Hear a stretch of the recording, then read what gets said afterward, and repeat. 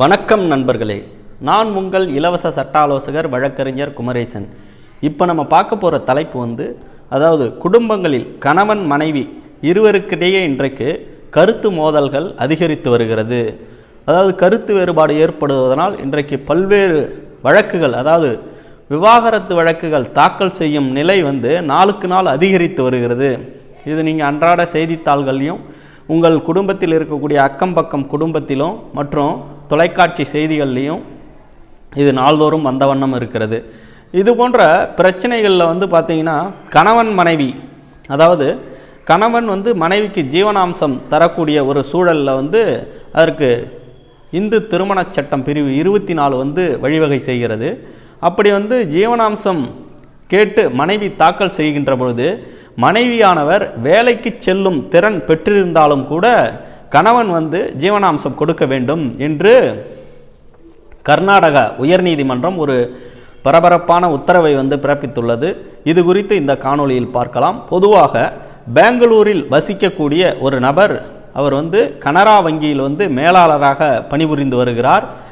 அவருடைய மனைவி கல்லூரி ஒன்றில் விரிவுரையாளராக பணி செய்து வருகிறார். இவர்களுக்கு திருமணம் நடந்து அவர்களுக்கு குழந்தை பிறக்கின்ற பொழுது அந்த குழந்தையை பராமரிக்க வேண்டி அந்த மனைவியானவர் தன்னுடைய விரிவுரையாளர் பணியை நிறுத்திவிட்டு அவர் வீட்டில் குழந்தையை கவனித்து வருகிறார். பின்னிட்டு சில காலம் கழித்து அந்த பெண்மணிக்கு மற்றொரு குழந்தை பிறக்கிறது. அப்போது 2 குழந்தையும் சேர்த்து கவனித்து வருகிறார். தற்போது ஒரு குழந்தைக்கு 11 வயதும் மற்றொரு குழந்தைக்கு 6 வயதும் இருக்கின்ற சூழ்நிலையில் அவர்களுடைய கணவன் மனைவிக்கு இடையே கருத்து வேறுபாடுகள் ஏற்பட்டு அது மனஸ்தாபம் ஏற்பட்டிருக்கிறது. உடனே நீதிமன்றத்தில் குடும்ப நல நீதிமன்றத்தில் பெங்களூரில் அவர்கள் விவாகரத்து வழக்கு தாக்கல் செய்துள்ளனர்.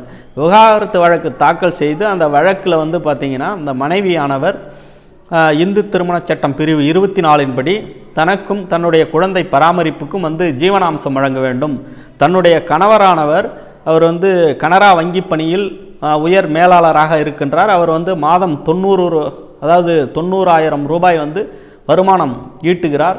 அதனால் எங்களுக்கும் என்னுடைய குழந்தை பராமரிப்புக்கும் அவர் மாதம் 36,000 இடைக்கால ஜீவனாம்சம் வழங்க வேண்டும் என்று மனு தாக்கல் செய்துள்ளார்.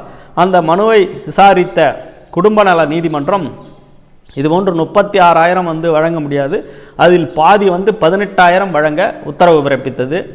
இதனை எதிர்த்து அந்த மனைவி கர்நாடக உயர்நீதிமன்றத்தில் வழக்கு தாக்கல் செய்கிறார்.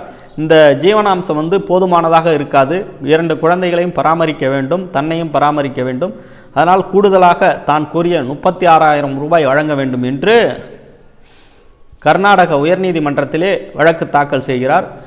அந்த வழக்கை தாக்கல் செய்தபோது மனுவை விசாரித்த நீதிபதிகள் தெரிவித்தது என்னன்னா, இப்போ இந்த மனைவியானவர் தன்னுடைய குழந்தைகளை பராமரிப்பதற்காக வேண்டி தன்னுடைய பணியை விட்டிருக்கிறார் என்று தெரிய வருகிறது. அப்போ குழந்தை பராமரிப்பு என்பது ஒரு முழு நேர பணியாக கருதப்படுகிறது. அப்படி இருக்கும்போது கணவர் தரப்பில் என்ன வாதம் வைக்கிறாங்கன்னா, அவர் மனைவி வேலைக்கு செல்லும் திறன் உடையவர், அவரே வேலைக்கு சென்று அவரை பராமரிப்பதற்கு சூழல் இருக்கிறது என்று கூறியிருக்கிறார். அவர் வேலைக்கு செல்ல மறுக்கிறார் என்று கணவர் தரப்பில் வாதம் எடுத்து வைக்கப்படுகிறது. அப்பொழுது நீதிபதிகள் என்ன சொல்கிறாங்கன்னா, இது போன்ற முழு நேர பணியாக அவர் குழந்தை பராமரிப்பில் ஈடுபடுகிறார், குழந்தையை கவனிப்பதற்காக வேண்டி தன்னுடைய வேலையை விட்டிருக்கிறார் என்று தெரிய வருகிறது.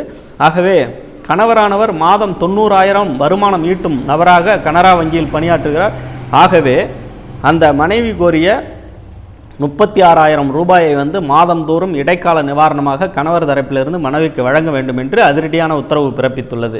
இதை எதை கோடிட்டு காட்டுகிறது என்றால், பொதுவாக குடும்பங்களில் குழந்தைகளை கவனிக்க வேண்டி அந்த மனைவிமார்கள் தன்னுடைய பணியை நிறுத்திவிட்டு குடும்பத்திற்காக அந்த குழந்தைகளை கவனிப்பதற்காக முழு நேரத்தை செலவிடுகின்ற பொழுது கணவர் தரப்பிலிருந்து அவருக்கு, அதாவது அவர்களுக்குள்ளே கருத்து வேறுபாடு ஏற்படுகின்ற பொழுது அங்கே ஜீவனாம்ச வழக்கு தாக்கல் செய்தாலும் அந்த கணவர் ஜீவனாம்சம் வழங்க வேண்டும். அந்த மனைவி வேலைக்கு செல்லும் திறன் பெற்றிருந்தாலும் கூட கணவனானவர் ஜீவனாம்சம் வழங்க கடமைப்பட்டவராக இருக்கிறார் என்பதை கோடிட்டு காட்டுவதாக இந்த தீர்ப்பு இருக்கிறது. ஆகவே நண்பர்களே, இதுபோன்ற சட்டம் சம்பந்தமான தகவல்கள் மற்றும் நீதிமன்ற தீர்ப்புகள் அடங்கிய காணொளிகளை நாங்கள் உடனுக்குடனே பதிவு செய்து வருகிறோம்.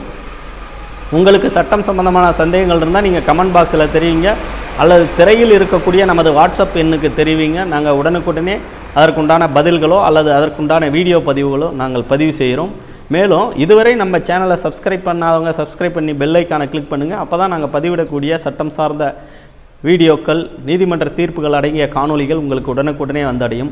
மேலும் அடுத்து பயனுள்ள சட்ட தகவல்கள் அடங்கிய காணொளியில் உங்களை சந்திக்கும் வரை உங்களிடமிருந்து விடைபெறுபவர் நான் உங்கள் இலவச சட்ட ஆலோசகர் வழக்கறிஞர் குமரேசன். நன்றி, வணக்கம்.